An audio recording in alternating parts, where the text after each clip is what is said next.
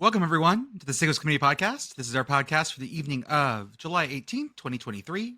I can't help but open every time we do this in the summer, but goddamn, it was hot today, guys. I got up to like 109, feels like 118. Gross. I will say that I don't have any puns tonight. Thank you. I'm going to open up with that. You're saying that like it's a bad thing. Well, because someone Don't said encourage him. you can have puns, you mass have puns. But I don't thought you think said you that's- didn't have puns. All right. I don't know what you're talking about. Joey I just have Joey weird has pronunciations. turned off his camera and he's left the building. Just out of anger. He's done. I'm out. I'm ready. Well, I don't want to be, have to go off to the army because Boo. I have such bad puns. Jail. It's not even Independence Day. I do have one pun to make. Okay, I do have one. Yeah, just one. Besides the other ones you've already made. I will say I was working with Dame Judy Jones today. Uh-oh. We were talking about pitches, and she goes, "Oh, I'm gonna sing me." I was like, "No, that's not what you sing." She goes, "Is it Ray?" I go, "Not Ray, Dame. Not Ray, Dame. Notre Dame." Oh, jeez. That good? Okay, I only had 4 tonight. That's just the independence. Had to get that out of my system. How's everyone doing? Everyone feeling good? PittGirl, how are you? I was better before that. Glad I could make your days just a little more painful. She's gonna make everybody tune out. Like, We do have right a away. special guest. We do have a special guest tonight from Feed Your Mascot podcast. We have Geoff. Geoff, how are you, sir? I am great. Arsenal just won the MLS Skills Challenge. All right. Come on, you Gunners. Glad they can win something. Oh, says the Tottenham fan. Commish, how are you, sir? I'm great. I've made a lot of headway on the fajitas, the leftover fajitas that I had. You know, it's getting close to like it may not be smart enough to keep eating this fajitas anymore. So I think we've approached the last day or so of Maximum fajita. refrigeration. So the point of no fajita return. So, Are you? Is he done with the puns yet? Yes, He yes. is done with Yeah, puns. I'm done. Okay. I only had 4. So Commish, I have the question. I forgot to ask you this: steak or chicken? Beef or chicken? Who are you? What's your What do you mean? Like for fajitas? My preference is actually shrimp. Just being the Cajun man, making my own shrimp fajitas. Yeah, I'm steak. So it's steak then chicken, but shrimp is number 1 for me. I'll add a fourth party in here if given the possibility. I will go with carnitas. Oh, Whoa, okay, everyone chill the fuck out. We are just making shit up at this point. Fajitas are skirt steak. It comes from part of a cow. okay. There is no skirt on a chicken. There is no skirt on a shrimp. There is no skirt on You can put a skirt on a pig. You could. You could. Who are we to tell these animals what clothing they can and cannot wear? I would also not be surprised if some butcher has made a pork skirt steak. But fajitas are specifically this thing. And we have gotten to this world. Hey guys, let's talk about what a fajita really is and isn't, okay? This is my line. Canimals is leaking containment again. It's fine. Everything's No, because I fine. haven't covered them in Gatorade. This foreigner here is. I didn't know this was even an argument about fajita authenticity. I thought it was just like another dish that has the same sort of Mexican ingredients. So fajitas specifically traditionally, I promise I won't go long on this, is skirt steak. It's traditionally a very bad cut because it's very like chewy. You have to cook it very high and very fast so that the outside gets cooked like charred and the inside is still tender. And so you cook it at like 600, 700 degrees, enough that I usually lose my arm hair when I cook it. And you have to cut it against the grain because if you cut it with the grain, you literally will not be able to chew the thing. But that's traditionally what a fajita is. But we have bastardized it in this world. Oh. Words don't mean anything anymore in this world, okay, guys? Words aren't real. I didn't. I mean, I'll tell you for sure. This is the first I've ever heard of this. I'm learning a thing today. There you go. See, that's what we do on the Sickos Committee podcast. We learn things. We're educational. The more you know. Jordan, when you upload this, can you make sure it has the educational tag on it? We probably could become like the #1 educational podcast on Fajitas. Food handling. On Safe food handling with the Sickos Committee. That right there. The Sickos Committee teaches serve safe. Just take a look in the Discord. You said shrimp doesn't have a skirt. I disagree. Okay. That I know that this is a mock-up. Like this woman did not actually wear a wrap skirt that says "Shrimply the best" with a shrimp on it. But I Point of still feel order, bad this for this is a woman. pencil skirt, but continue. I still feel bad for this woman. I do appreciate that, like, it's folded up in a this is clearly photoshopped. Oh, even better. See, there you go. Now she's wearing just a skirt of shrimp. What every woman needs. Put it in the store, guys. The Wait, shrimp skirt. Can we bevel the shrimp skirt? Let's get into some stuff that we need to talk about first. Hey, Jeremy Pruitt, shut the fuck up. Shut the fuck up as fast as you can. I'm not even going to say what he said because it's not important. He It's just needs also to- incredibly stupid. Oh, like beyond just casually racist. He's saving lives, Jordan. But- Don't you understand? Incredibly stupid. Jeremy Pruitt, shut the fuck up. Take your show cause, go away. Every There was- time he does something, I'm just reminded of the picture I just put in the Discord. Every single yeah. time. I'm just like, Mhm. I'm committing to Tennessee after they handed me, and then I go to get my bag money, and they hand it to me in a Tim Hortons bag, and I look at him with a side eye. Is that how you become a bagman for Canadian football? You show up with a bag of Timbits and some loonies in there? So that's the thing. You can't because Timbits come in boxes. oh, damn it. Okay, but you get the Timbit box and you pick it up and it jingles because there's a bunch of Jingles change 'cause- in it. There's loonies in it. Yeah. I'm imagining Goodies and toonies. opening it up and it's the Pulp Fiction briefcase. Yes. I do want to talk now about the Mountain West and San Diego State. They were split apart. Now they're back together.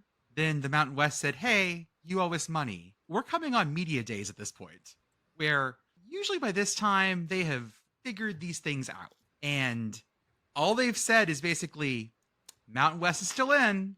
We're not going to say anything. I mean, I just want to point out, while we just briefly talked about Canadian college football, what a bad time for Simon Fraser to shut down, because they could have been the Quebec City to this. They could have been the Las Vegas to this. Hey, San Diego State, if you don't get their shit together, we're going to bring in Simon Fraser. Mm-hmm. My Canadian girlfriend that you've definitely never heard of. Exactly.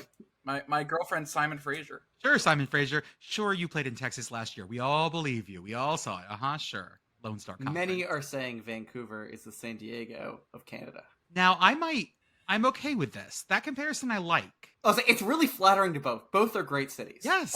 Also, Simon Fraser isn't quite in Vancouver, so it's like it's in Burnaby. it's like the Pullman of BC, right? Oh, good. We are now getting so no, far it's- into this analogy. It's more like the Keep going. it's like the Anaheim to LA's and to LA Sure. Vancouver. Does that make sense? I'm so Simon Fraser's Yes. Disneyland. Got it. Okay. I got Yes. it. We're good. I still think that San Diego State's going to end up paying something. I think they said legal fees at this point. Mhm. Yes. They're going to pay legal fees, whatever the Mountain West paid to force the contract or whatever it was. Many, many billable hours. I have, Hours win. I guess, from Pete Thamel indicated that the Mountain West has informed San Diego State that they are a member in good standing. Like, Ooh. yes, as Ooh. Yahoo Sports reported. This includes a release of the $6.6 million that has been withheld from San Diego State. After San Diego State's muddled notice of their intent to withdraw, San Diego State will be charged a small fee for the Mountain West's legal services.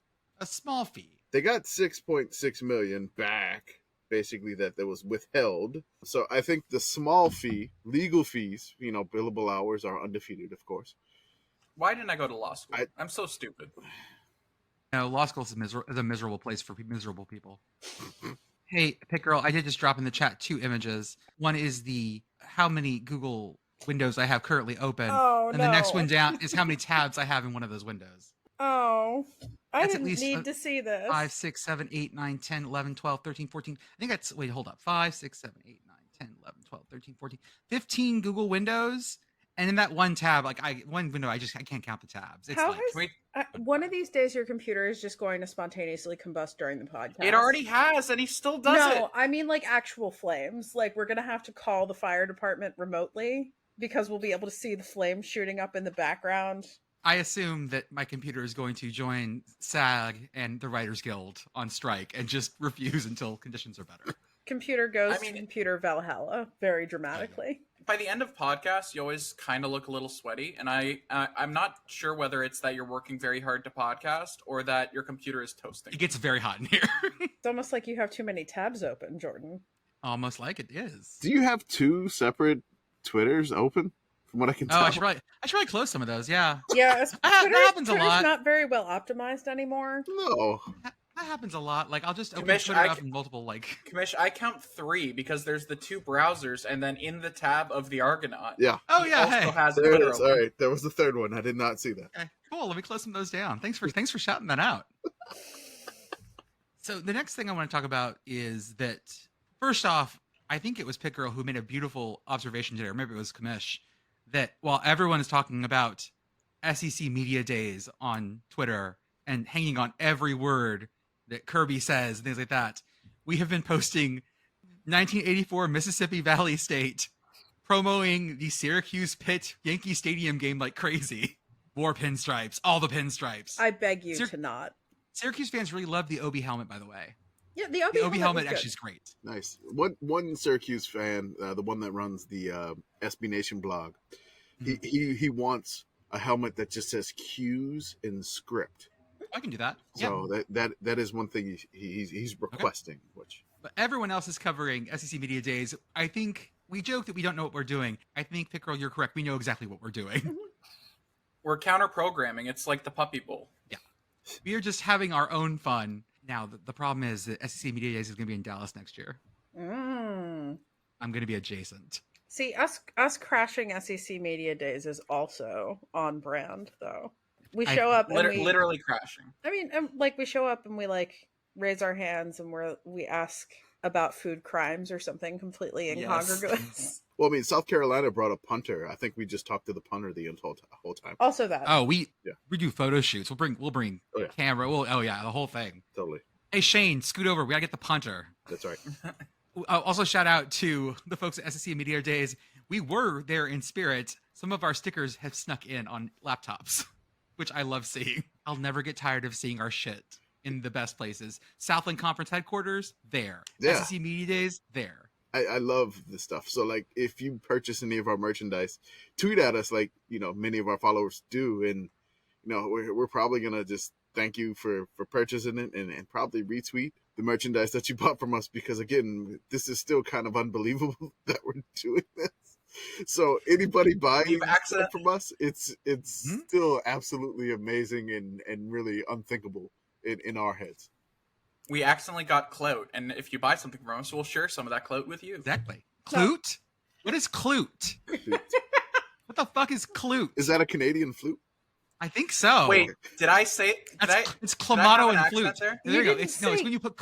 You didn't say clute. They're like over exaggerating it, but yes, you sound very Canadian when you say that word. Sure. It's when you put clamato and a flute is a clute. Jordan, it hurts. It hurts. I'll have to listen. Can I tell you right now?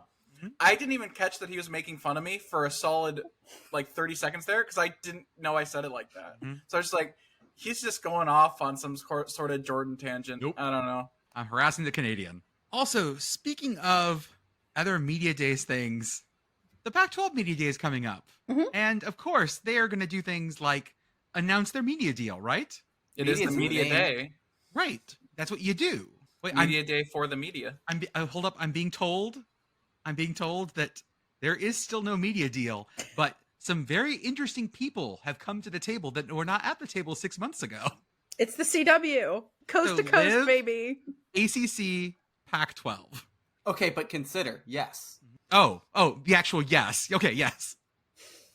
I did not mean that, but system, hilarious. Yeah. What if we got them on Bravo? I feel like the Bravo crowd might like this. Ooh. I made this take, I think, on Sickos on Ice the other day. I feel like the reality TV crowd is really missing out by not getting into sports. Yeah. That and stan culture, not really missing out, not getting into sports. There's a YouTuber I watch, Casey Aonzo, another Canadian, who follows a lot of like stan culture sort of things.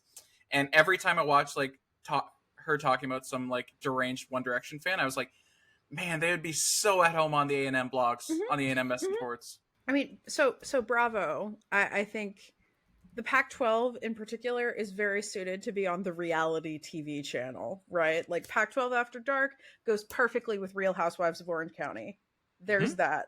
I also do think this is like a legendary Tumblr post, but I think it is also true. Like sports are just reality TV for, heavy air quotes here, for men. Yeah, Holly Anderson not for wrong. men. Right. You're right. And Buckeye Guy is the original Stan. Don't at me. Buckeye Guy at a K-pop concert. Well, I do think we need to do a deep dive into some media stuff. You know, we do have I don't know. We got SEC coming up. We do have Big Ten, all the conferences that are really important. So, I mean, did you hear what Eli Drinkwitz said? I mean, it was just absolutely just crazy what he said. I've got a conference Yeah, that we can discuss. Hmm. What about CONCACAF? this is better.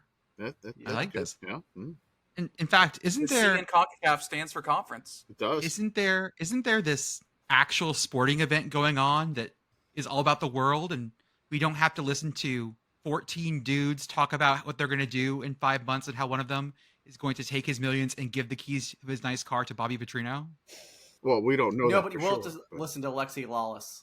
That actually, you know what? Never mind. Fuck that. I'd rather listen to Or fucking. in, or in Spanish. You can listen to Spanish. I'll do Spanish because I would rather listen to fucking Jimbo Fisher than Lexi Lawless most of the time. We did bring Geoff on tonight to do a Women's World Cup preview with us because I think combined we all know a little bit to a moderate amount, but a preview would definitely help us out. And I figure that if you're listening to this podcast, you're definitely at the point where you're like, if I have to listen to someone ask Nick Saban if he's tarnishing his legacy yet again, If he an doesn't- actual question that was asked on the goddamn Feinbaum show. What? Yes. Oh yeah, If Feinbaum he- show question: Is if Nick he- Saban tarnishing his legacy if he has another? If he doesn't make Two this losses. college football playoff, will he tarnish his legacy of We're getting sucked in. We need to stop. No, Let's talk about something good and wonderful. I want to fly my butt all the way to New Zealand right now. Me too. Let's go. Let's go. New Zealand would like you to Yes. fly your butt over to New Zealand because they can't sell tickets in New Zealand. They have a problem of Australia, they don't have enough seats for people. New Zealand, they somehow can't sell tickets. Yeah. What's the fun fact that Canberra and what's the New Zealand capital? Is Is it it Wellington? Auckland? Help me. Auckland or Wellington. Wellington? It's Auckland. I think it's Auckland, yeah. No, it is Wellington. I'm sorry. It is Auckland is Wellington. the largest city. in New They are Zealand. they are the two most remote capitals, and the closest other capital to them are each other. Yes. So New Zealand Yes. is in the middle of nowhere and it gets left off maps. There's a whole great subreddit about maps without New Zealand. I did see a good. So TSN earlier today actually had a big Women's World Cup show on, and they did have one fun fact that I found interesting was within the last decade, that one stadium in Wellington has hosted the Rugby World Cup, the Cricket World Cup, and now the Women's Soccer World Cup. Like New Zealand is a sporting culture. They are a sporting people. They love Yeah, it's that there's not enough New Zealanders. like that's the only thing I can think of is that there's only like Yes. 3.5 million New Zealanders. There's just not enough people. That is the issue. Is there aren't that many people. The times of day get a little bit funky because you need to both have events that are at a normal time of day in New Zealand as well as that you can put on television in Europe and the Americas. Yeah, that Portugal US game, I don't know if I'm gonna make 2:30 in the morning. Yeah. That's why you have Zoomers on the team. Yeah. Well, we brought Geoff on to give us sort of a top-down rundown, a little bit of each group, the teams that are going this year, and just the vibe of the World Cup. So, Geoff, take it, man. Yeah, so this is the first Women's World Cup with 32 teams, which means there are 8 nations making their debut. The Nice. Philippines, Vietnam, Morocco, Zambia, Haiti, Panama, Portugal, and Ireland. Some of them were directly through the confederations, and some of them were through a intercontinental playoff. Okay, so they started doing the same thing that the men's do now, except they're not going to do it next time because there'll just be 40,000 teams in the World Cup. Got it. Which will have a similar dynamic. When it's awesome. I mean, I am really looking forward to see a lot of these countries that haven't been to the World Cup and have players that are the best players in their nations, and will have fans that are passionate, showing. I'm very much looking forward to everyone remembering why we don't do 3-team groups in World Cups. Dijon? Yeah. Uh-huh. Watching Germany and Austria just fuck around for 90 minutes. I just like that when they make the World Cup bigger, it starts to gain like the March Madness vibe, where you have the St. Peters of the world who are just super happy to be here, but also sometimes they do the thing. Yep. Give me more of that, please. It's super fun. Oh, there are going to be some countries that might do that. Yes. Excellent. Tell me who to root for. I'm going to start going through the groups. One thing to note, a lot of countries have had issues between federations and players in terms of adequately funding programs, adequately funding coaching staffs, accommodations, pair play. So there will be some of that mentioned, and it's unfortunate. It's a lot more people should respect the women's game than they do. but unfortunately that's where we are in the world. So there are some interesting shenanigans that have come up with that, like Canada not having any money for anything except for suits for executives. Gotcha. Canada's soccer business is wild. Boiling this down to content warning, patriarchy, and also international soccer being the way that it is. Oh yeah. If we have time later, I can go in when we get to Canada. I can go into a little bit about what's going on with that organization, but it's nuts. Should be good. I just looked up something. I was just curious on how long it would take me to fly from San Antonio, where I'm at, to Wellington, New Zealand. Oh, like 24 hours. 26 hours and 56 minutes with 2 stops. Yeah, that is. We are not antipodal, but we're pretty damn close. Yeah. Where do you stop, Commish? So where the cheapest flight is about $2,300. I would go from San Antonio to Houston, and then Houston to Auckland, and then Auckland to Wellington. 2 short hops, then 1 long. Yeah, we had 2 short hops, 1 long hop in the middle. Honestly impressed that there's a direct flight from Houston to Auckland. I need a Wendover Productions video about that specific route. Yeah, tell me the kind of plane, Sam. I want another plane. Tell me how there's enough demand for that route, Sam. Is that a skinny route, Sam? Tell me about the skinny route, Sam. Okay, let's go through our groups and see what we got. Group A, we've got New Zealand, one of the hosts, Norway, the Philippines, and Switzerland. New Zealand is a regular on the World Cup stage. They're regular playing the U.S. in friendlies. You'd think, oh, that might mean they're good. Well, not at the moment. They're coming into this World Cup 1-1-7 in 2023. Wait. Hold on. You said 1-1-7, so that's 1 win, 1 loss, and 7 draws. No, sorry. It's 1 win, 1 draw, right. 7 losses. He lost 7 games this year. I've been looking at American football in the past, lately, college football in the past. So I was like, oh my God, that's a lot of ties. New Zealand has home field advantage and nothing else. The Philippines is also building their entire squad on members of the diaspora. So there are really only a couple players that are actually based in the Philippines. Most are from elsewhere. A lot of effort, including within the past month or so, has been getting talented players that are in the diaspora passports and getting them into the team squad. The Philippine government started being relatively skeptical and are now completely on board with the let's get all of these people with parents and grandparents who are Filipino passports, let's get them playing. So they are a real wild card because they're really being built as a team while they're flying over. Fun. This seems like a group that, like, because women's soccer, especially, maybe not so much this year, but in the past, you know who's winning each group. This year it's not quite as much of a case, but this group in particular, I have no idea who's getting out of this group. Yeah, this one's fun. So just with their rankings, I guess we'll read them off for the next group. But New Zealand is 26th in the rankings. In the FIFA rankings, is that correct? Yes. All right, Norway is 12. The Philippines is 46, and Switzerland is 20th. I really have no idea who's going to come out of Group A. Group B is relatively similar. So 10th in the world, Australia, 22nd in the world, Ireland, 40th in the world, Nigeria, and 7th in the world, Canada. Everybody's pretty good. Ireland really like to frustrate opponents and play on the counter. They could really surprise people in how they do that. So they're one to watch out for potentially upsetting either one of the favorites in the group. To go back to answer a question that we asked last time, they were called the female Socceroos until 95, but now they're called the Matildas, which I love. Okay. Perfect. The lady Socceroos. The latest Socceroos. The Socceroettes. Yeah, the soccer vets. Oh, God, I hate it. I hate it so much. And now they're just Bolton Matildas waltzing great. the ball around. That's every guy in Australia is Bruce, every woman's Matilda. That's just how it is. Every British dude is Nigel. The women's Nigeria team, by the way, are not the Super Eagles. They are the Super Falcons, which again, awesome name. That is badass. Yes, it is. Yeah, because a falcon is a lady eagle. We know this. Yes, that's how genders work. It's like Pokemon genders. I see a dog, that's a boy. I see a cat, that's a girl. Okay, next. Go about Canada. Yes, sorry. Yeah, Canada is the most talented team in the group. They have really struggled with support from the Federation because, oh my God, Canada's soccer business. They sold basically the media rights for nothing. And now that both the women's and men's national teams are very good for Canada, that means the Canadian Federation has no money. Not just sold the media rights for, like, a short period of time. They sold media rights for, I think, 20 years for a $10 million flat fee. What? Jesus.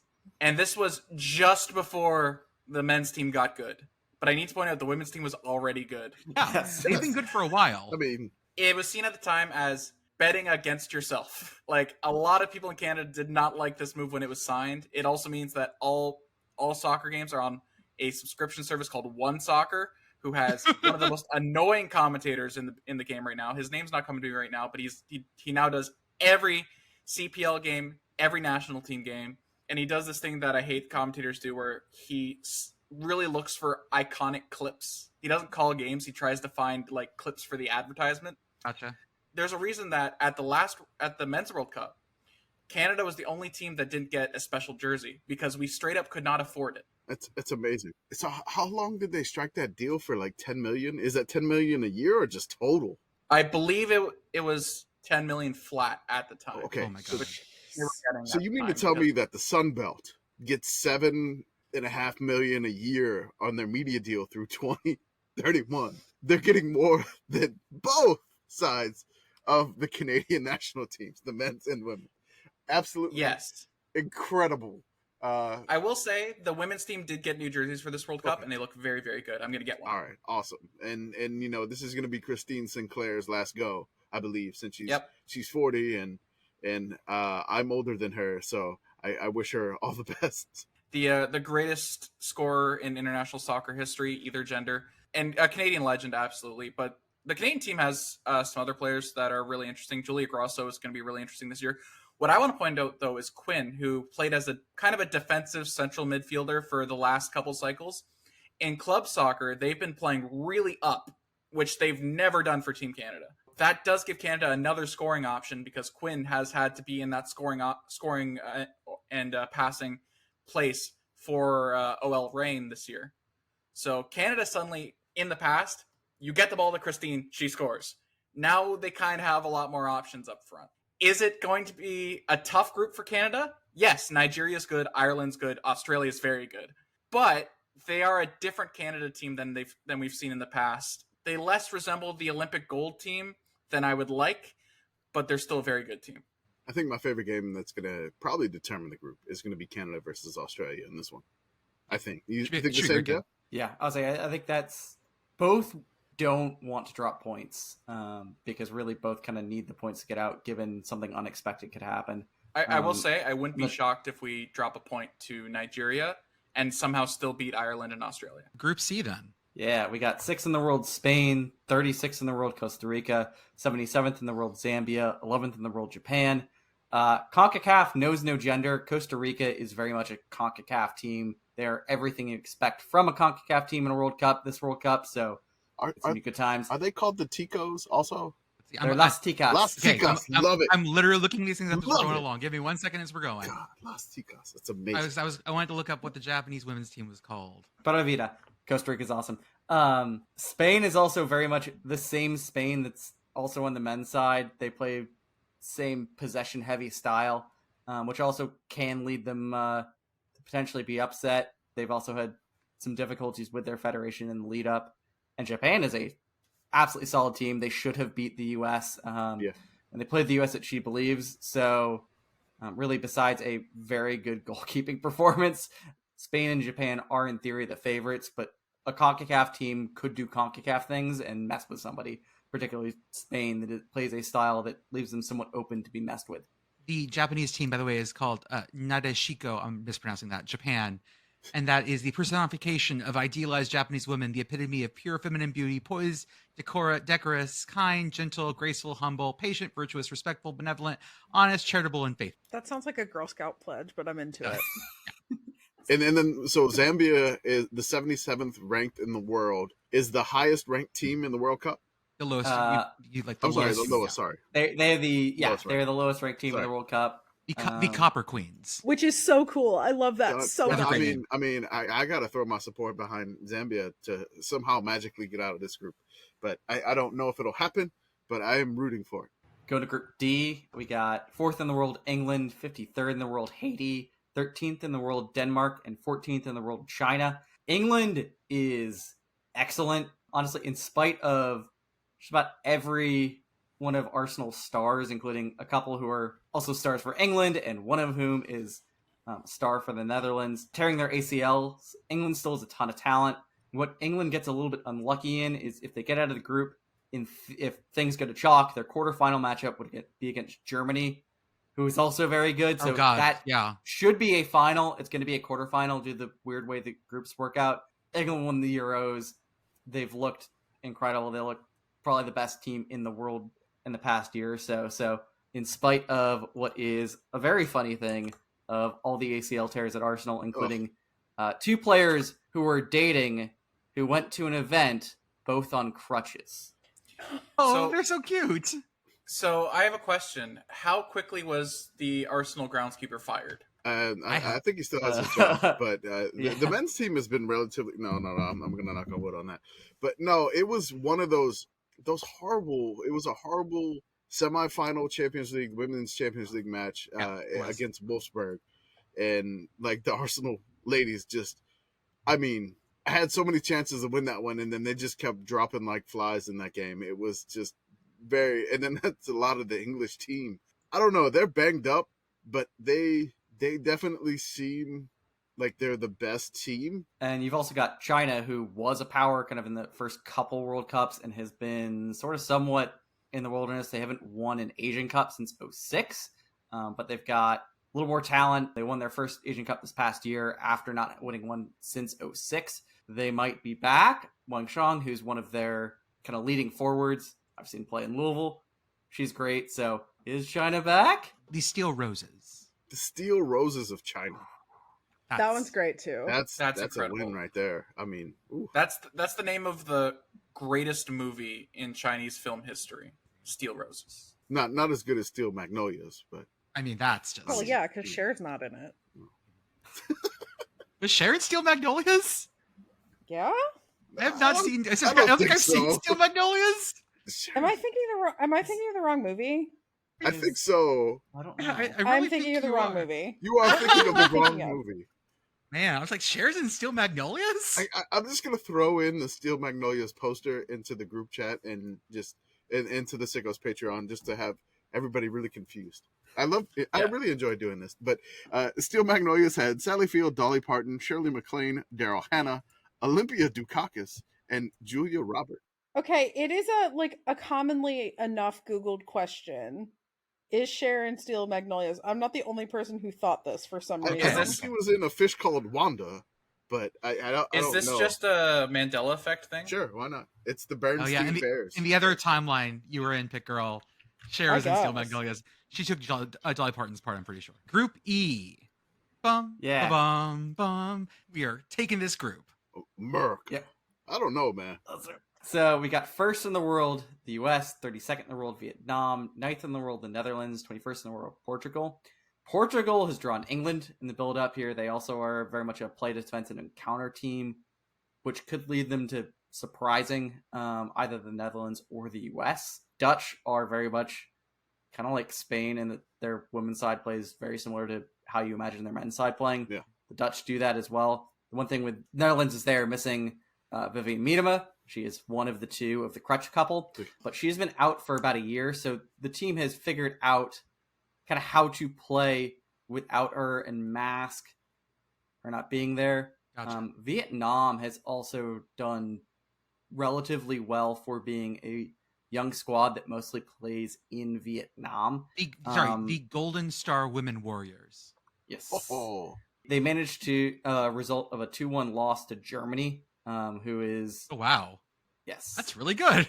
This is an interesting group in that you've got three relatively solid teams and then the best team in the world as well, who I am somewhat pessimistic about. This is a mix of still relying in a couple of key spots on players who are near the end of their careers or are in kind of an uncertain area with fitness. So Julie Ertz is incredibly important. There's a question of how many 90-minute games can she play, kind of only having been playing for a couple months after a relatively long maternity leave. The tactics have seemed kind of more vibey than actual tactics, which kind of is really clear when you watch them back-to-back with teams like England and Germany playing. it just doesn't look the same sport. It's Gotcha. bizarre. But there are a lot of really exciting young players at the same time for the U.S., while there are those aging stars that are in their last raw. So Trinity Rodman, Naomi Girma, Sophia Smith are all really exciting young players, Emily Fox as well as fullback. So those are 4 players who are potentially going to be relatively key for the U.S. Girma is going to be a rock on the back line, as well as Fox at fullback. Rodman is an electric attacking player, so is Smith. So it'll be interesting to see that kind of transition where you have both players that this is their last go-around, but also players that can be exciting young. I kind of feel like this group is going to have a couple of weird results and then end up chalk in the actual final results, just because all of the teams could surprise you with something weird.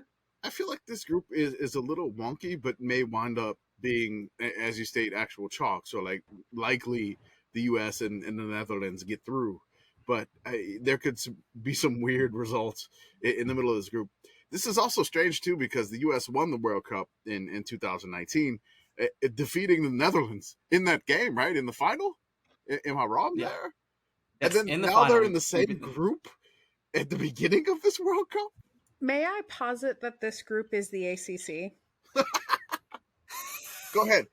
Lay out what team is what. Do it. The United States is obviously Clemson, Mm-hmm. and everybody else is like, here, pick a random ACC coastal team, right? Well, I mean, that's weird that you would say that the U.S. is Clemson because the Netherlands is all orange, but okay. That's true. All right. But, the ACC is Clemson and friends, right? So I would say, United States, Clemson, maybe Netherlands, Florida State, and Okay. then pick a random coastal team. They're So all Portugal the same. is NC State. We're gonna piss off so many war dads by saying Vietnam is Virginia.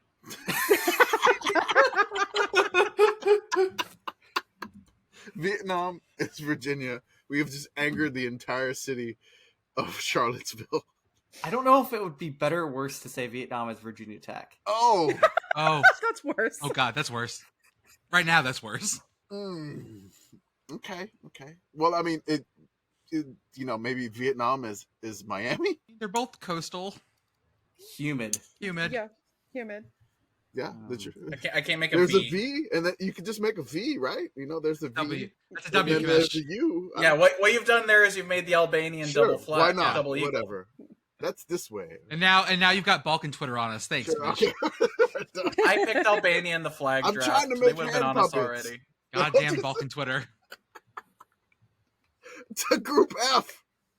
Hand puppets on the podcast, a notoriously visual medium. Totally. We got a YouTube. Group F. Yes, 5th in the world, France. 43rd in the world, Jamaica. 8th in the world, Brazil. 52nd in the world, Panama. France has had a tortured history with their coach, where their previous coach was the world's worst manager at best. Wait. So there's and this French she is soccer gone. drama on the women's side too? No way. Yes, No way. there were players that retired rather than risk having to play with the previous coach. So she is now gone. Hervé Renard has basically been given about a month's worth of camp time with players, and many of those players that had said, we will retire rather than play with this previous coach, have come back in the fold, which is good, but about a month's worth of time playing is not much to build a squad where one of the issues was not really doing cohesive training or having good feedback to how they're playing.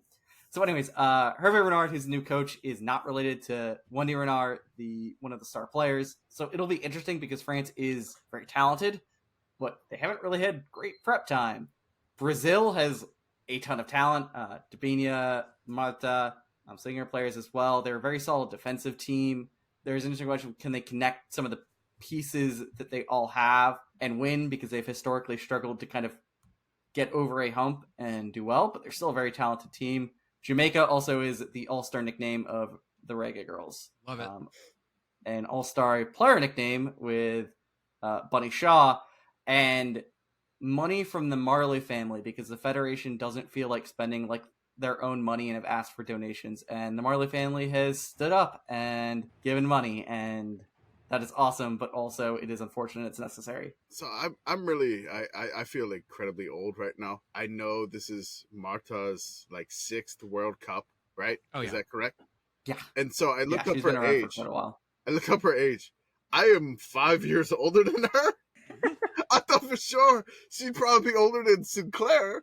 She is not. She is 37. Yeah, she broke out very early, so in her career. She's still got another World Cup in an her. incredible player. Yeah, Incredible. I'll say she's still playing great. Yes. So I don't think the bracket quite. I mean, it you can almost make it work, but I would love to see a last ride for Sinclair versus Martha. I don't think that's going to happen this year, unfortunately, but damn, that'd be a really fun game. Okay. Group G. On to Group G. Yep. Number 3rd in the world, Sweden. 54th in the world, South Africa. 16th in the world, Italy. And 28th in the world, Argentina. Sweden is one of those they keep coming up short despite having a ton of talent, being a very good team and playing cohesively. Do they still have They could do that. I'm sorry to interrupt. Do they still have the same coach that used to be the former U.S. women's national coach? Was it Pia or is it somebody different? She is, I think, now coaching for Brazil. Oh, wow. Okay. Uh-oh. If I remember correctly. Was it? I forgot her name. It's like Pia Sundhagen or something like. Yeah. Sundays. Pia Sundays. Sundays. Yeah. She is now the head coach of Brazil. Wow. Okay. Yep. All right. Uh-oh. Oh, wow. Yeah, Okay. So Italy struggled at the Euros. If they still struggle, that opens the door for South Africa or Argentina. South Africa is mostly a domestic team, but do have some really talented players playing in Europe and the US. Louisville's Thembi Kgatlana saw her play in Louisville. Great. South Africa also won AFCON. So they could make some noise. Argentina is very hilariously a gender-flipped U.S. men's national team where they're outshined by the Argentinian men's national team for obvious reasons, but are still a very solid team, kind of getting their footing in the country and are still a very decent team. They could make some noise if Italy slips. And then lastly, we have Group H. We got 2nd in the world, Germany, 72nd in the world, Morocco, 25th in the world, Colombia, and 17th in the world, South Korea. Germany, of the powers, has really the best injury luck, both compared to the U.S. and England, and they were obviously fantastic at the Euros. Lena Oberdorf is very much what Julie Ertz was last World Cup for the U.S. for Germany, a really solid defensive midfielder, and really great at ball progression as well. Alexander Pop is excellent as a striker. They are my pick to win. I think Germany is a class of the tournament. Morocco is very funny in that in the past couple of years, they heavily ramped up investment in the women's game with the goal of qualifying for AFCON, which they did. And then they were runners-up. Oh, nice. And then they qualified for the World Cup as a result. So they have really ramped up a young squad because their leagues and infrastructure is very new. So they have a really good NIL program in Morocco. Yeah. Little like SMU-esque Morocco. They're going to be interesting to watch because it's such a young squad. They may not entirely be ready to compete at the world stage, but they're a country that we should watch out for because they're putting investment where if this is their first go round, oh boy, when they've got time to actually get the infrastructure together, that's going to be really interesting. And they are the Lionesses. So nice. Lioness Express. Here we go. Yeah, so I'm flipping through looking at nicknames. Okay. Guys, do you know what the nickname there are two and they're both great for the Colombian women's soccer team are? Do you guys know what the nicknames are? No, go right ahead. It's just not like the blue and yellows or whatever. They are either the Powerpuff Girls or the Coffee Growers. Hell yeah. Okay. Ooh, I love all of these. Do we have the logos Powerpuff Coffee and stuff? Growers? Do we have Las logos? chicas super poderosas. I want to bevel some logos here. So most of these places only have the Confederation logos, or they'll have like a women's logo that's like the Confederation logo. It's not nearly as cool as you think. I'd look out for Linda Caicedo of Colombia. She's a really great young player for Real Madrid, so she could really be a breakout star of the tournament. South Korea, less of a breakout as a team. They've lost 3 straight teams when they were in the Arnold Clark Cup in England to European sides. They might not be okay. Hopefully some fans traveled because Korean fan culture is one of the wonders of the world. That's what I'm curious about. I know it's like in the remote part of the world. I want to see what women's team will travel the best to New Zealand and to Australia, because I feel like the home field is gotta be with New Zealand and Australia here. But like, who is next? I don't know about their even domestic fan base, but Vietnam would be the easiest flight, I imagine. And there is a decent diaspora community for a lot of Southeast Asian nations in Australia, so that may help some, as well as obviously the historic connections to Philippines too, England and Ireland. There you may also get people that will root based on heritage, so that could help some of those teams in terms of having some level of fan base, as well as you have a lot of flights that go between Australia and the UK as a result of that. So that may make fan travel. South Africa's in this, right? Yes. Yeah, I know. Like South Africa's in rugby leagues with. Are there any flights that go from South Africa to Australia? I feel like it's one of those like fun facts. Nothing goes across the Indian Ocean because everything dies there. I think I watched a Wendover Productions video about this, actually. I think so too.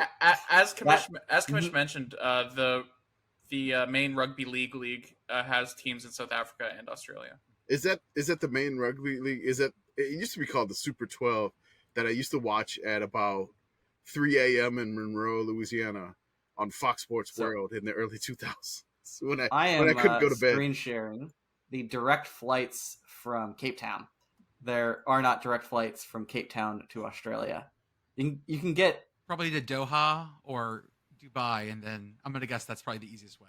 Yeah, that'd probably be the quickest. I mean, I'm sure that you could potentially go up to England and then over. So I see Johannesburg to Sydney, which will be 11 hours and 45 minutes. It's an overnight flight, which you just sleep on the flight, which I've never been able to do in my life. Sleep on a plane. I don't know. Whoever can do that, more power to you. I can't do it. They're the same people that probably could fall asleep on the bus on the way to school, but I could not. I fell asleep. I fell asleep on a Fayetteville to Dallas flight, which was like an hour, and I was out cold. You know how I said in the chat earlier today, PittGirl, that I think I'm the least dad amongst us all. Mm-hmm. That, like, I have the least dad qualities. I did just think of a dad quality because I will open up Flight Radar 24 and just watch planes move for a while. Oh, that's very dad. Seriously, if there's that plane tracker on the flight, I am watching that the entire flight. I am not watching a show. I am watching plane tracker. I was getting really annoyed when I was flying back from Ireland for this reason, because it wasn't just the tracker. It was like, here's the little 3D animation of what the pilot sees. I don't want to see that. I want to see where in the middle of the Atlantic Ocean we are over. You can see, I dropped a picture in the chat, how barren that, even though it's not quite morning yet, but like there's nothing that goes over the Southern Indian Ocean. Like that just does not exist. Yeah, there's and so some of that is obviously the volume of potential flights. It's also a pretty difficult ETOPS requirement that you need for your aircraft for that. Let's talk about ETOP ratings. No, Sam from Wendover Productions, please come on the podcast. Yes, God, come on, Sam. I will say the actual antipode, so opposite side of the world from New Zealand, is Spain. So Spain is literally the other side of the world. I was going to say also, you guys were like, oh, there are a lot of flights from the UK and the British Isles to Australia because of historical ties. That is true. When I was in Ireland, I met a guy who was American by way of Australia who like goes on an annual vacation with one of his friends from college every year. They were in Ireland while we were in Ireland. Guess how long American-Australian guy's flight was? It's got to be like 20-something. 26 hours or something. It's more than that. It was 26 hours. Yeah. We asked him how he handled it, and he said melatonin and red wine. Seriously, if oh, man, yeah, I'd have to knock myself out with like 5 melatonin to sleep on a plane. I want to give a shout out to former ULM wide receiver, Boogie Knight. Boogie Knight has been signed by the X League in Tokyo, playing football. Oh, nice. Japan. For the 1978 Challengers. Or is it the... We're going to make a sequel to Mr. Baseball about him. It's called Mr. Football. To the Challengers, 1978. They belong to the Asahi Beverage Club Challengers. Ooh, fun. X League. X1 Super. Boogie Knight, wide receiver. Again, we told you to draft Boogie Knight. We didn't say what league. We got to be more specific next time. But shout out to Boogie Knight making it all the way out there to Japan. He is there on the ground in Japan at practice already. There's got to be there can't be a better place to be a professional football player than in Japan, right? There's got to be better places than Japan, but I mean, Japan's got to be up there, right? Yeah. Japan's pretty cool. I mean, I do hope he enjoyed his approximately 16-hour flight. So he went from Monroe so much jet lag. Monroe Regional Airport to probably. In your mind, that's what he did. He just walked onto a plane in Monroe. Well, seriously, that's how you get on the plane. Like, there's no gate. There's 3 gates in Monroe. There's 3 gates in Monroe. They only use one, and you walk out the gate on the actual tarmac. Like, there's no ramp or anything like that. Like you're going onto a private plane. Seriously, that's how Monroe makes you feel. Like you're on a private plane, and then you go basically to whatever nearest biggest airport you have. I'm still laughing at the flight that I took to get to Knoxville. We went Monroe to Huntsville, Alabama, to Atlanta, Georgia, to Knoxville. That many connecting flights for that game to watch ULM lose 70-3 in the rain. So I did just estimate this. I had originally had him flying out of New Orleans, but if you change it to Monroe, you fly out of the first option on Google Flights, assuming that our man is flying commercial. Okay. You fly out of Monroe, you go to DFW, you have a 5-hour layover, and then you fly out of DFW into Tokyo. Oh, straight Dallas to Tokyo. That's not that bad. How is Monroe to Tokyo have less connections than Monroe to Knoxville? I mean, I have no idea. My dad paid for the flight, so he was like, American Airlines. It's like Hub and Spoke is wild, man. Hub and Spoke is wild. Let's plug some things before we go on to our next thing. First off, we have our Patreon. We have the Discord. For $5 a month, you can come tell me about how many tabs I have, and if there's too many, for your opinion. People are already saying that in the chat tonight. They are correct. We also are going to have Commish's Corner up soon, probably this week. Once I get the feed figured out, we'll have a separate feed for that through the Patreon, so you can just load that up and listen to it, either in the Patreon app, or I think things like Overcast will let you plug it into it. Yeah, there's a couple of different things I believe you can plug it into. The only one that doesn't seem to allow this is Spotify. Right. But you can use Overcast. You can use Apple. You would be able to take the RSS feed from the Patreon and then plug it into whatever app you'd like to use. So some Patreons that I have right now currently with Split Zone Duo, this is not a promoted ad. I listen to their bonus feed through Patreon on Overcast, which Overcast is a phenomenal app, and we use it to cut. Yeah, hey, if you're using iOS and you're not using Overcast, just switch over. Make your life better. Overcast is great, and that's what we use to cut clips from the podcast when Jordan does really tortured puns, talking about the ACC and started off this podcast with the Independents. We also have the Sickos store, HTTPS, like it's fucking 2,000 years ago. Sickos-committee.sellby.store. www. We added some new stickers and wall hangings that are live, laugh, yes, ha ha ha, yes. Great stickers for your Yetis or your Arctics or whatever the other 4-letter. I'm just imagining, like, if I was a college student now, like I would be buying these posters from us and hanging them up on the wall, like going next to the Pink Floyd butts. Yeah, seriously, I like the picture of Kramer from the Seinfeld episode. That one where they did the painting of him right next to my foosball table. And it would just be the sign of live, laugh, yes, haha, yes, along with, the in this house.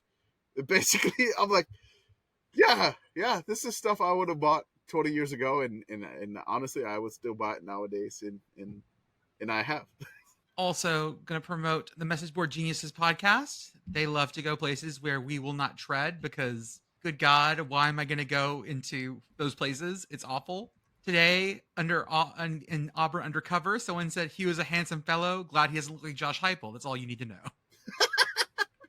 We also have our preview that Commish wrote for the Transfer Portal and No Context Football season preview for 2023 for $10 American. You can get that as a PDF. Read it anywhere you want. It covers every FBS team in detail. And if you want one place to go and just get all the previews, that's where you got to go. And they interviewed a bunch of players from G5 teams.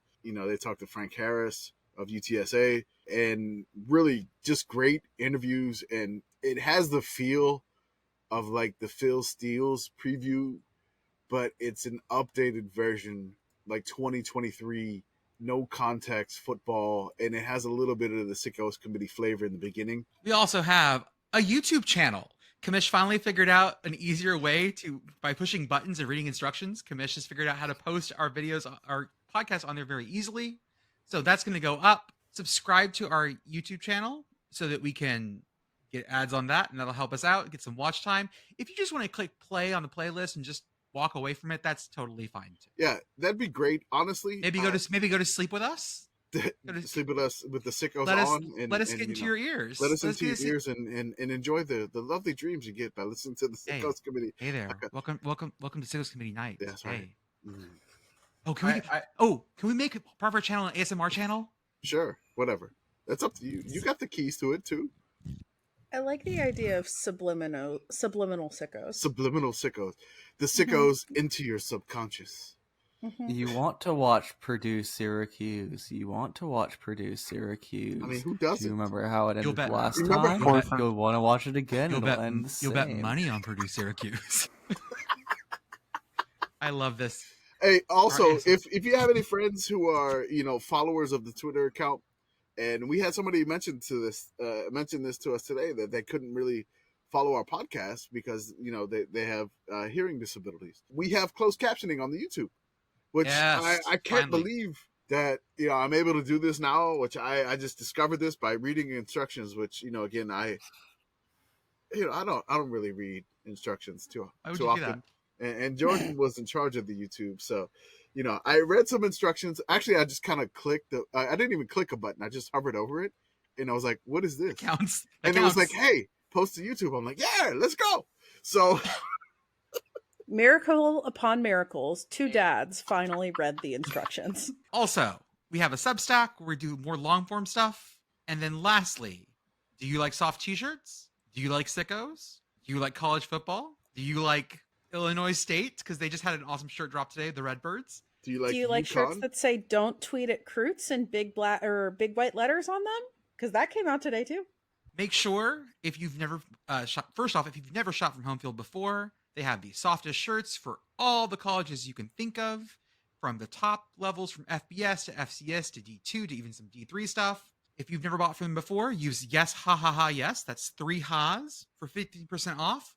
And also, we will make sure we tweet this out, but we have a special link that gets us a little kickback when you buy, even if it's not your first time, that I always forget to drop, and Commish always reminds me to. So thank you, sir. This weekend, they're launching a refresh of UConn, Pitt, and Syracuse. Big East, baby. The Big East is back. We miss the Big East. I love the Big East. I really do. I even love it in basketball. It's great. They're going to have some awesome Pitt stuff. They're going to have some awesome UConn stuff. And then again, is Syracuse good? We don't know that. We don't know. But is the Syracuse merch at home field good? Yes, we definitely know that. We definitely know that. Well, folks, I get to present tonight. Oh, yeah. What up? Because I'm going to try something new tonight to see if I can get this to have a little more, I don't know, a graphic flair, but just, oh yeah, something that's more usable in the future for us and other methods. I'm going to try doing this as an actual presentation. Wait, you're going to use one of your multiple tabs to do a presentation to us on the podcast It took me a while to find it. Love it. Okay. Oh my god. Oh my gosh, look at that. Okay. So spiffy. So, welcome everybody to Well There's a Problem, the podcast with slides. Oh my god. Okay, so first off. No, hold on, man. Are you dropping a PowerPoint on us? I'm dropping a PowerPoint. And not only that, I went to the University of Idaho website and found their branded PowerPoint slides. Oh my god, so you have the official We're getting their colors and fonts. It looks so good though. I like it. It does. The eye is beautiful. First off, this is our segment. This is part 34 of 41. Yes. The best season of all time for teams who are below 500 all time. Both Satwa Ab 500 at. Some of us realize that our phones are now auto-correcting those kinds of things. Wasn't Mississippi Valley State 32A? Is this not technically part 33? Oh my god. We're going to... Oh, I look. I updated the notes, so I mean, I gave full credit to Mississippi Valley State. Okay. So So Mississippi Valley State is FBS now. Okay. Mississippi Valley State. Well, I mean, Idaho. If we got to consider that they were FBS, FCS, FBS back and forth. So Idaho is part 32A. Idaho is part 32B. Does this mean we have to? 32 Kibby. They're part 32 Kibby. We have to add Florida A&M because they were FBS for a year. Sure, why not? Oh God. So but they're above tonight 500. I'm going to talk about the '88 Idaho Vandal. This team is their best team of all time. This team came up in sort of the middle of a very good run for them. They had been in the playoffs a couple times. When you think of Idaho football, you think of sort of these very deep valleys and these couple little peaks. This was a peak, and this was the peak. We'll start with their coach. This is Coach Keith Gilbertson. Keith Gilbertson's a Washington dude, like from Washington State. He played at Central Washington. He played at Hawaii for a bit, actually. He was an O-lineman. He's got some Will Muschamp energy in one of those pictures. Mm-hmm. Also, that mustache is amazing. Yeah, I was saying he's only got it in one of the pictures, but you need to have adopted that earlier in your Oh, life, man. dude. So he was This a is head coach good. at Idaho, Cal, and Washington. Let's talk about the big players here. We have John Deep Freeze Yes. and Marvin Washington. Marvin Washington was not at Idaho on a football scholarship. He was there on a basketball scholarship. He was also one of their best defensive players. John Deep Freeze. I Was there remember Keith- him as a quarterback for like the Seahawks, I think. Let me In the see. I NFL? forget where he played. Yeah, he did play in the NFL a couple seasons. I don't remember where he played. Let me find it real fast. John Deep Freeze. Yes, he was a QB for the Seahawks Yeah. and for the Patriots. Okay. Got drafted by the Chargers too. Ooh, sorry about that. Everybody played for the Chargers. It's okay. He's from Coeur d'Alene, and that will actually come into Coeur d'Alene, Idaho, which will actually come into play in a little bit. So let's go and talk about this team. First off, preseason. They had to do their preseason like spring game outdoors because the Oh, Kibby no. Dome had a rodeo. Oh, The Kimmy not, Rodeo. not a jazz festival? Yeah, no, Somebody not- spent the $100 to reserve the Kibby Dome. Funnily enough, I was going through the Idaho Library Online Collection. Shout out to them because they have a lot of great stuff. They have so much jazz history in there. Ooh. So much Okay. jazz history. Quote, I the smell field, a side episode.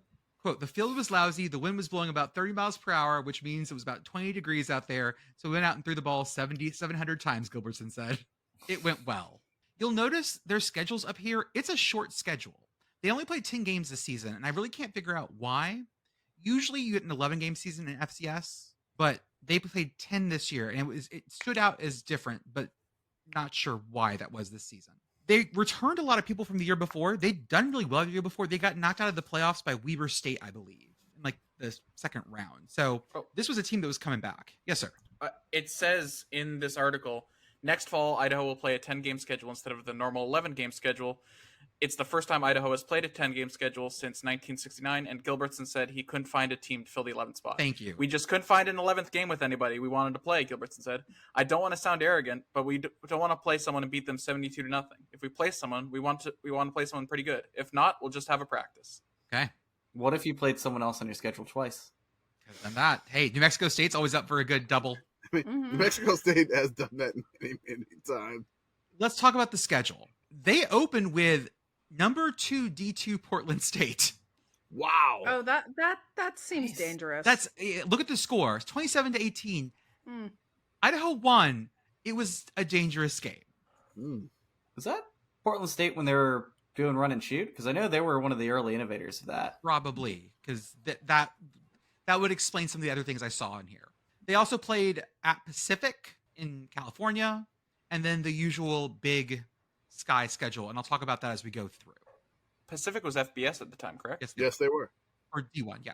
Vandals win opener versus Portland State. We're going to split this up into sort of general games. I'm not going to go too much detail.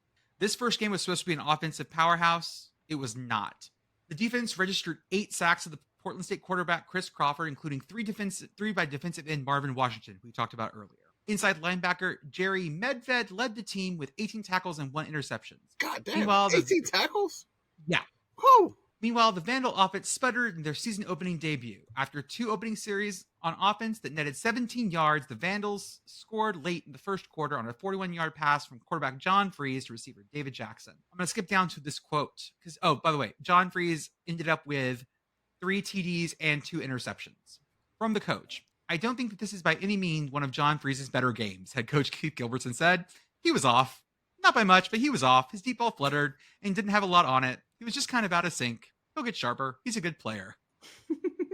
Damn. This game got won, but it was close. I'm going to go on a little bit of a sidetrack. Yeah. The head coach at that time at Portland State was a man by the name of Pokey Allen, who You know that name. had actually some time at Simon Fraser, going way early in the pod.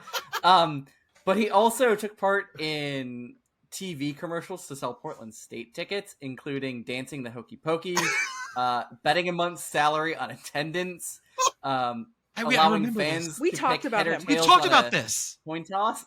Yes, we've talked about this. I don't know what context was, but I remember the salary. He also was at Boise State for a couple of years. We covered this. We talked about him I can't remember when what we did episode. the CFL episode. The CFL episode? Oh, Because he was a coach for the Breakers. He was. Yes, defensive coordinator in 80. Oh my god. Five. God, it's all the singularity is just fucking coming down on us. Okay. Holy crap. But they were a legit D2 team. Yes, they he were. made the D2 playoffs 5 times were there, including 2 times making the final, 1 time making the quarterfinal, and 2 times making the semifinal, although they did not win the title. Yeah, this is like the equivalent of scheduling North Dakota State. Yeah, don't do this. Don't do Don't that. do this. Don't do Except Be always do kind to this. yourself. Except always do this. I'm not going to talk about the next game where they go to Pacific because that was pretty much in hand. I would like to talk about something I found in the newspaper though. Warning. This is an article from the Idaho Argonaut, which is their paper. it. Reactor just for research. First line, there's a nuclear reactor in Pullman. By the way, there is still a nuclear reactor in Pullman. Dude, That's still there. dude. What do they fuel it with? Fireball? This logo right here might be my favorite thing I've ever seen. I've It's the Wazoo logo on top of the nuclear 3 triangle thing. Post it. Post it. God. It's a very good logo. A nuclear reactor logo. There is a nuclear reactor at Purdue, which is in the basement of a building that I accidentally went way too close to that bit of the building during Humans versus Zombies and got a very odd look from a professor. There's one in Utah as well, because I remember the story of a Utah fan being arrested for terroristic threats because they said, if we lose to San Diego State, I'm blowing up that nuclear reactor. I think Maryland has one as well. A lot of schools have research reactors. Can we make a nuclear conference? We could. I think There's we've done this Chicago, before. back We to should, yeah. FBS. The original the nuclear nuclear- conference. Yeah. Mm-hmm. The more I read about what are they called, Pile 1, the one they built under the stadium at Chicago, and the fact that it was just like piles of bricks of uranium that they were all standing sort of near, and one dude with a rope like hanging rods into it to try to create reaction. Mhm. That shit. That people didn't die from that. University of Chicago Drum has a fun side story with the experiments at the University of Chicago. If you want to go back to an old Feed Your Mascot episode of the Big Drums. I will check that out. Next game versus Montana. Big Sky opener. It's the largest offensive line we're going to play against all year. We're back to big boys. They're an enormous group of kids. They play well in the kicking game, and they block a lot of kicks. They have great return schemes, and they're just difficult to play at home. People have not gone in there and defeated Montana at home very often. The student paper asks the coach about John Freese. John can play better. Coming into the tough game for the conference, he's going to have to play better. But our kids are going to have to catch it too. I feel So- like this guy's kind of encouraging, but Yeah. in like a dad way. Well, spoiler alert, John did not have a great game. Okay, Montana wins this game. it's okay, son. And it's because the Vandals had 7 turnovers. Oh my god. And Less than ideal. just so we're clear, the Vandals had 603 yards of offense No. and held the Grizzlies to 271.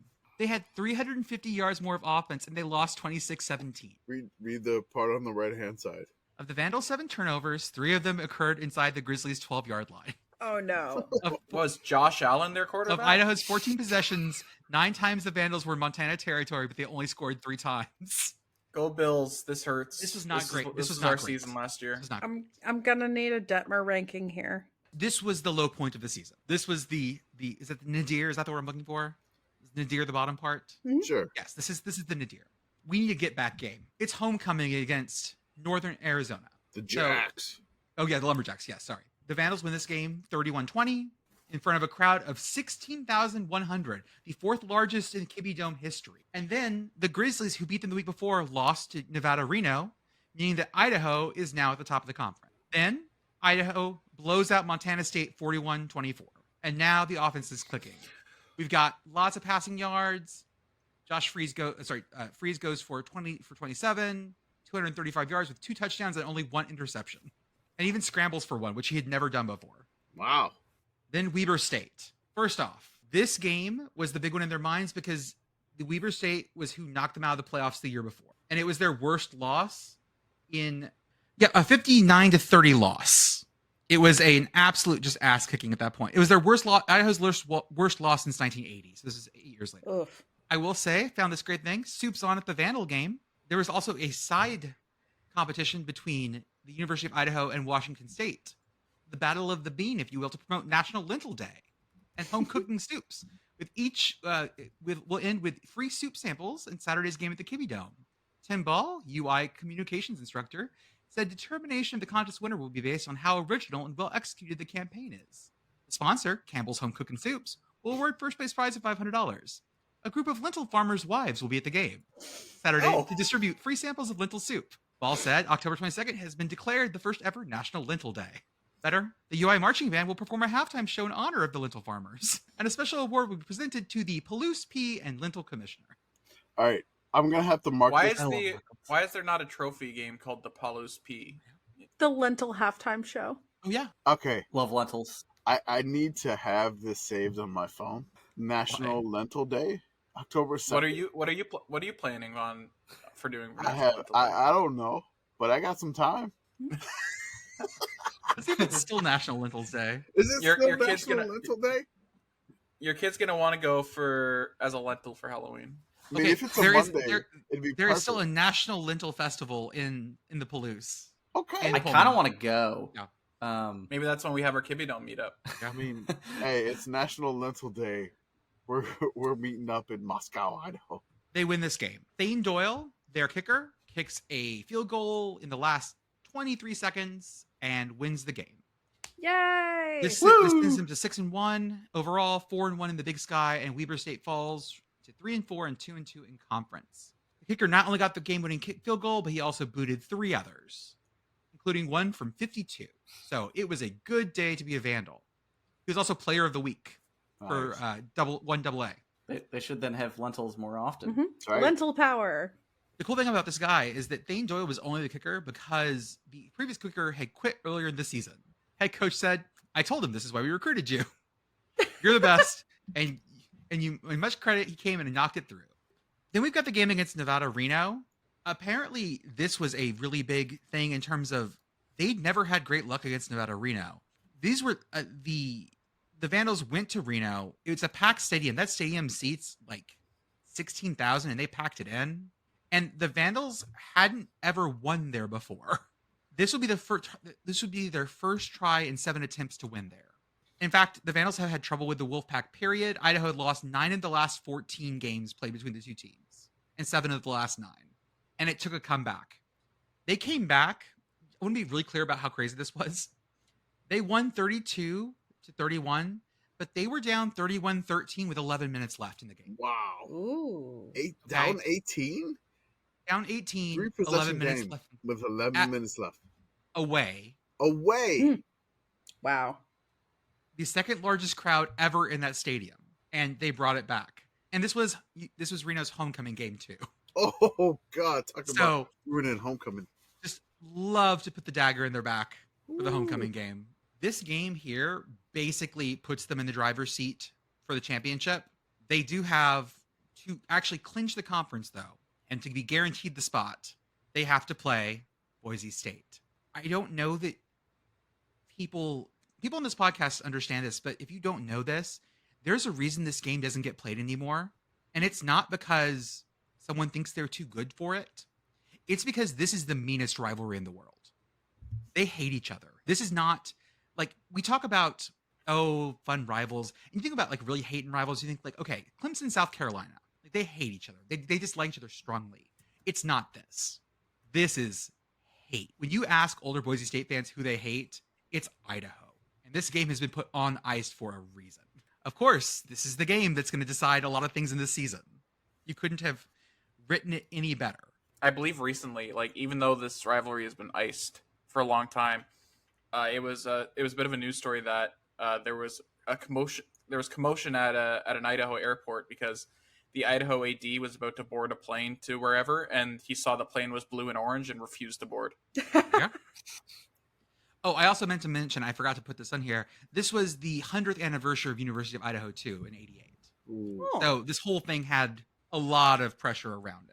I want a free bacon burger right now. Do you think Zips is still around? See, I'm looking at the ad below that says Booze Smorgasboard 375 6:30 to 9. Tell me about that. Unlimited beer and wine coolers. Hold up, I think I trimmed that ad. Hold up. Unlimited that's dangerous. What is- That's dangerous. I'll say they are really putting the reputation of the Palouse here. Seriously.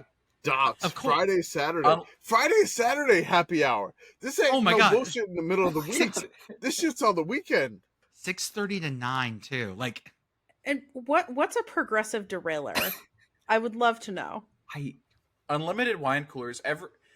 I was about to say, I realized the drinking age there is higher than it is here. No, But back in those days, in '88, it would have been it wasn't. 18. Okay, so it is like here. Yeah. Unlimited wine coolers. You are going to get some 18-year-old girls in the hospital because they've drunk so many damn wine coolers. I'll say when I Google progressive derailleur, all I get is bicycle parts, That sounds right. which sure. Fill it with booze. Yeah, Idaho minimum drinking age 21 in 1987. Okay. But Oh, if, so okay, just before this. but found if they something did it here. the way that, like, my dad talks about this from when he was in college, so they changed it while he was in college, but he had already been 18, and they like grandfathered everybody. Grandfathered you in, okay. So This It says, hold on, Go progressive ahead. derailer from 2 to 6. I have found a drink called the derailer. Christ. Here we go. Okay. It's supposedly for 2 to 4 people. It's vodka, gin, rum, tequila, triple sec, peach tree, schnapps, God, amaretto, grenadine, pineapple, and orange juice. Jesus, you're dead. That'll knock you out My your tracks. You're just God. dead. You're just I dead. appreciate the Radler is a light beverage named after bicycling because you could, have a beer mixed with lemonade and then bicycle more.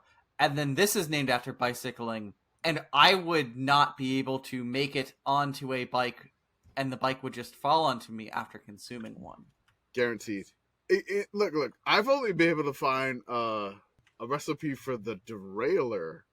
I have not been able to find a recipe Now, for the does a progressive derailer mean like they? derailer. Does Is it get this- stronger? Is this one of those kitchen sink drinks? It seems where they like just it put it out in is. front of everyone, and as the day goes on, they just add more. Seriously. My God, Moscow, Idaho. Idaho fans, go off in the chat if you can tell us what a progressive derailer is. Inquiring Seriously. minds would like to know. There's no place this way is still open because they would have drunk them dry at this point. There's no way. My God. I have a buddy in Vancouver who his favorite place closed down this year Oh, because it I was found obviously the full ad, guys. Give me 1 second. Gonna put it in okay. chat. that place was obviously getting closed down because they offered during happy hour 10-cent beers unlimited and 4-cent tacos unlimited. Oh, Metal Sunday. Metal Metal Sunday. Sunday. $1 kamikazes, Oh! 150 Coronas, 150 well drinks. Jesus Christ. What is happening here? We support Moscow designated is driver the best. programs. I fucking hope you do. My God. $1 kamikazes. What is Metal Sunday? I assume why it's just metal Sunday? as hell. Sunday, Sunday, Sunday. Sunday. $1 kamikazes. What was that? Like vodka, triple sec, kamikaze is lime vodka juice. Mhm. Is that? I used to make those. I used to put those in a watering can in college and pour If like Google is- You pour them are out for such a people. frat boy. Oh my god. You are Yeah, such a frat boy. I had in a watering can and like had little like solo cups that I'd walk around with.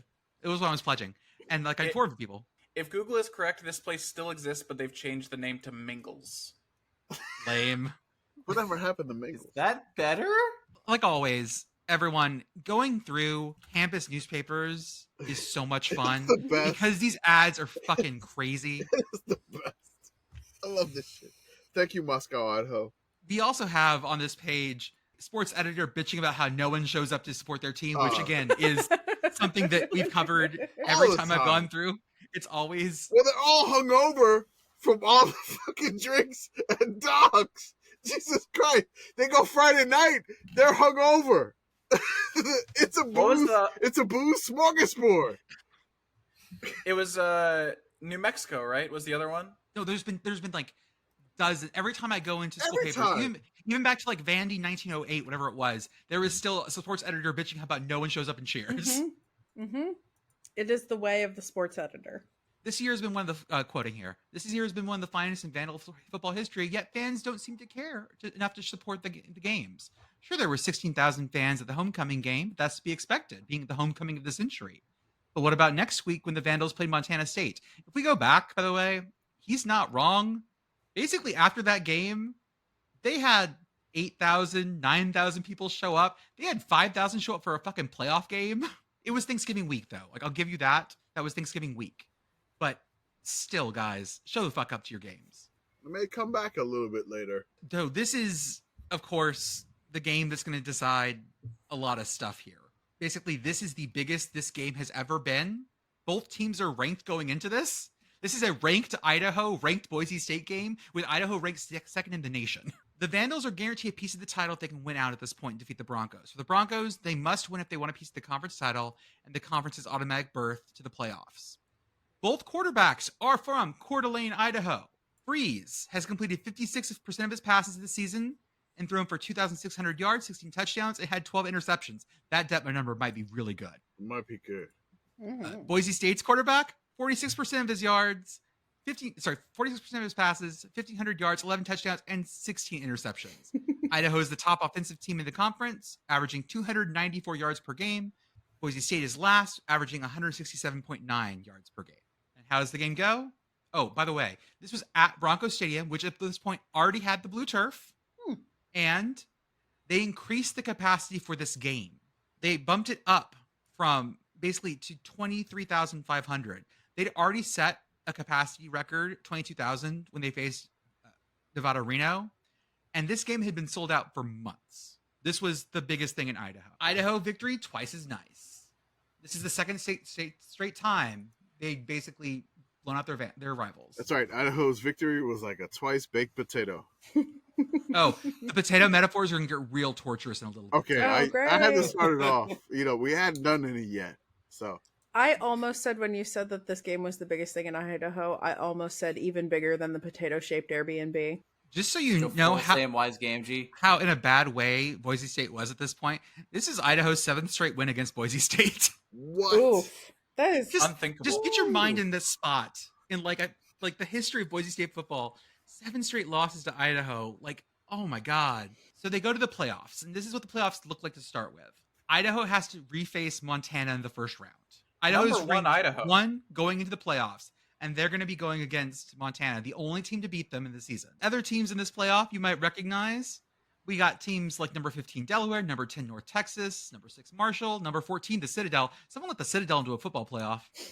Number 2 Georgia Southern. This is in the middle of Georgia Southern's like first real. Oh yeah. We're just going to fuck with people run. Number 5 Jackson State. We got Western Kentucky. We got Western Illinois. We got UMass. We got Eastern Kentucky, and a bunch of others as well. You got that Northwestern State Coach O up in here. And we're going to get to them in a moment because they played Boise State in the first round. I spy some really creative bracketeering here by the selection committee because we have a potential Idaho Derby in round 2. We have a potential Kentucky Derby in round 2. I think there's another one somewhere in here where you have 2 potential rivals facing off in round 2. They got real nasty with the bracket making. And here. the final, guys, look where the final is. Finals in Pocatello. Pocatello, no. Right down the road. Yeah. So Idaho gets to the final, get to play it at your rival's stadium, dome that goes the different way. I Also, just want to let you notice know, they're using the great logo here. I love this Vandals logo. the Idaho from Moscow to Pocatello, it's like a 9-hour drive. No, it's way fucking far It's away. so Yeah. fucking far because Moscow's in that very little tiny skinny tip of Idaho, right next to Washington State, and it's just like it is such. They have to go through the Rocky Mountains just to even get out of that. They have to go 4 hours east of Boise just to get to Pocatello. It is a horrible drive. Round 1 of the playoffs. Montana Part 2. Idaho wins 38-19.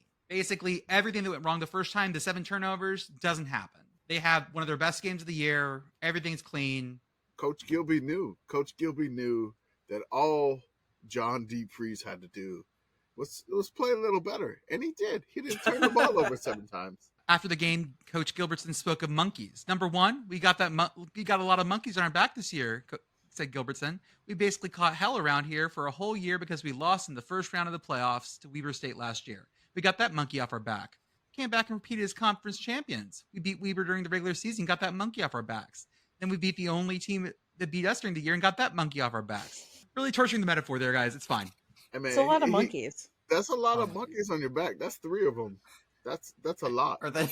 And Are yet, they only the okay? second. Are they being fed properly and housed properly? Well, that's the thing. Only the second most monkeys involved with a team we've covered, because we covered South Alabama a bit ago. Yeah, Yeah. only 5,000 people in the KB Dome for this game. Criminal. What?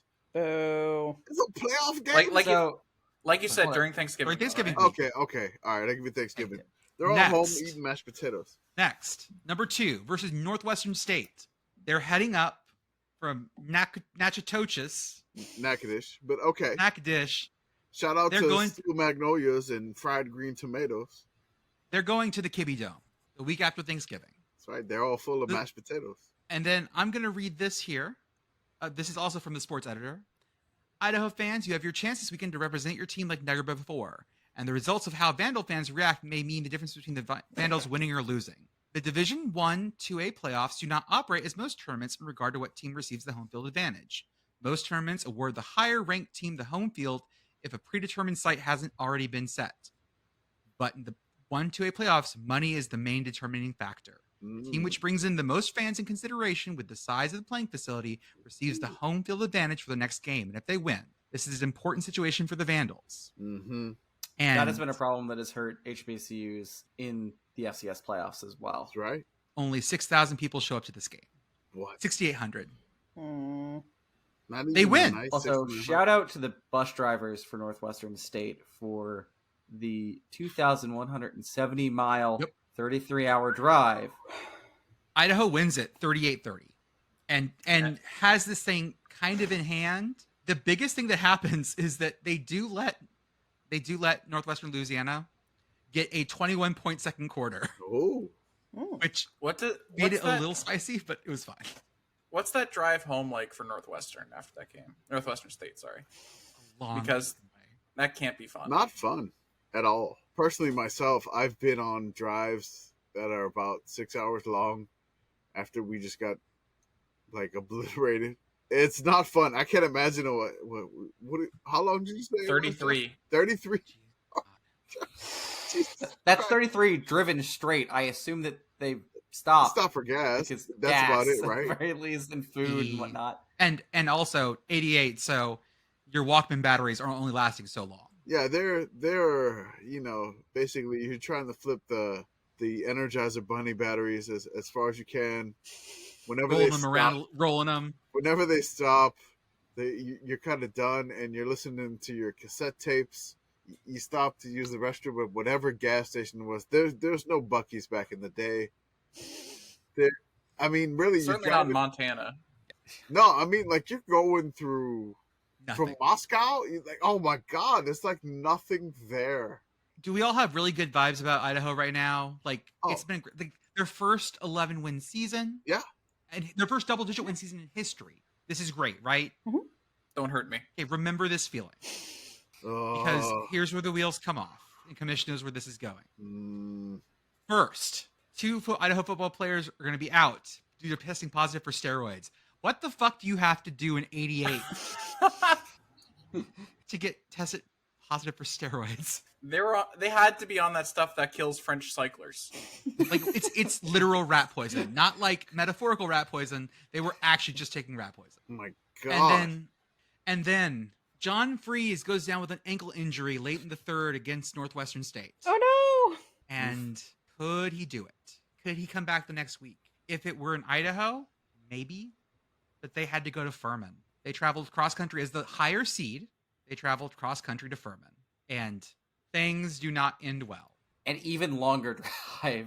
An even longer drive. What's the drive? Although I gotta From say, Moscow to 37 hours. 37 hours. 2,504 miles. Although shout out to Furman for D&D classes as your mascots.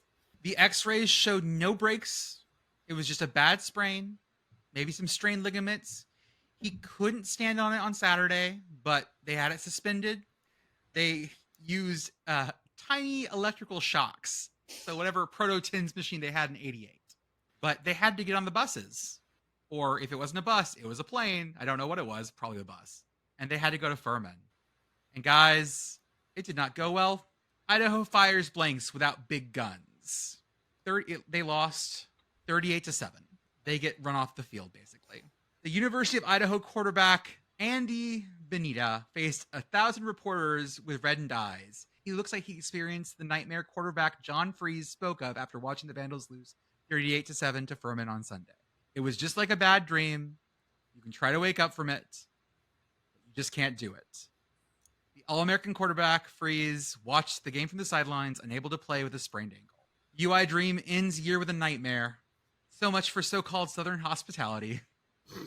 Furman's defense made for an uncomfortable day for the University of Idaho, and the Paladins' offense was like a runaway pinball, running backs bouncing off numerous obstacles to earn an extra game. The Paladins ran up 320 rushing yards, grounding the Vandals 38-7 on Saturday. The Vandals are used to being passed on in the Big Sky, but Idaho got run over. Then lastly, Furman advances to final. Mash the potatoes was a sign at the game.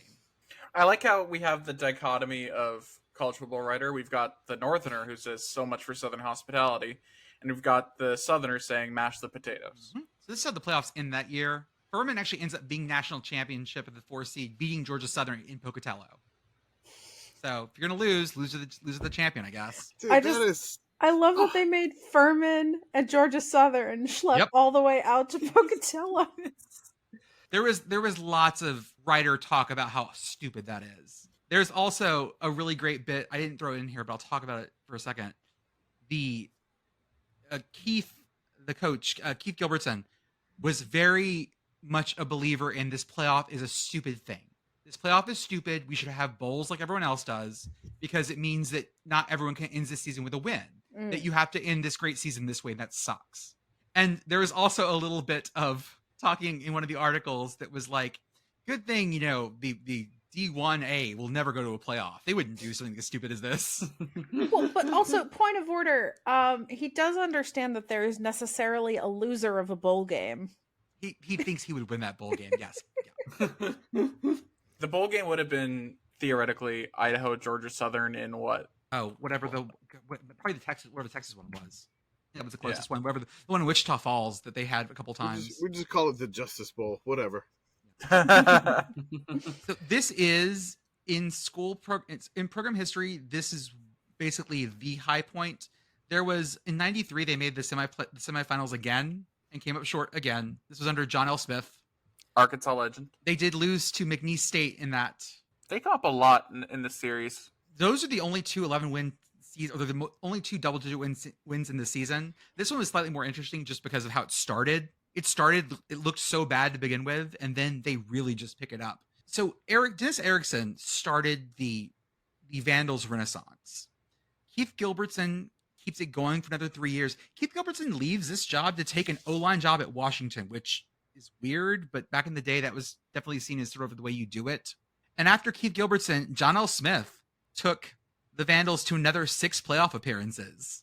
And then it drops off because then we have the Vandals in the Sun Belt, the Vandals in the WAC, the Vandals in the Sun Belt, and then the Vandals in the Big Sky. This is 20 years later where we're just sort of picking this up. I have a lot of fond memories when the Vandals came to Monroe, Louisiana. They were a fun football team to play against in Monroe.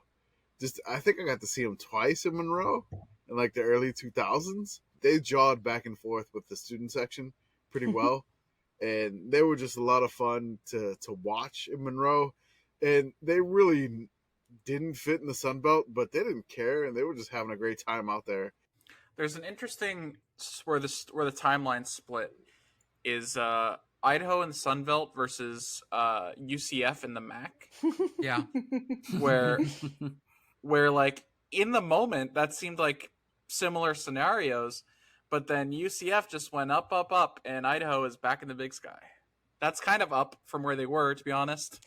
Shout out to the alternate universe also that we almost got where TCU was a Big East member. I still think about God. that sometimes. Boise State is a Big East member as well, right? I remember San Diego Diego State, State, too. God. Yeah. because I think So stupid. I know my in-laws were like, "Well, it's east of Reno," East of China, and east of me, mainland China. the damn East Coaster, was like, "Wait, what?" Gets a map out. Oh my god, Yeah, it's weird. that's a diagonal coast, guys. Well, folks, that's where we are with Idaho. I hope you guys enjoyed that. That was their best season of all time, 1988. And hopefully, Coach Eck has them on the rebound. They went to the playoffs last year, and I think that they'll keep making that progress. They got some preseason hype to them. I think they've been ranked either 4th or 5th in 2 different preseason FCS polls. So I don't know. Maybe the Vandals got something cooking this year. I'm worried now because SickoCon 26 might be preempted by a playoff game. Okay, folks, what we got for tonight? We will see everyone on Sunday.